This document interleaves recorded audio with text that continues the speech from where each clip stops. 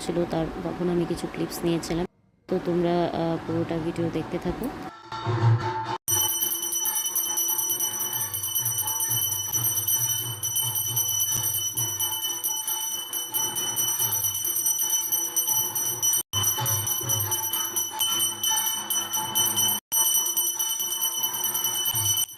তো আজকে আমার সব কিছু ভোগের প্রিপারেশন করে ভোগ রেডি করতে প্রায় 3 ঘন্টা লেগেছিল, আর পুজো নিয়ে প্রায় 4 ঘন্টা হয়ে গিয়েছিল, প্রায় 10টা বেজে গিয়েছিল।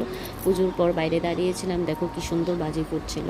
তো মাকে ভোগ খাইয়ে আজকের পুজো কমপ্লিট করলাম। আজকের জন্য টাটা।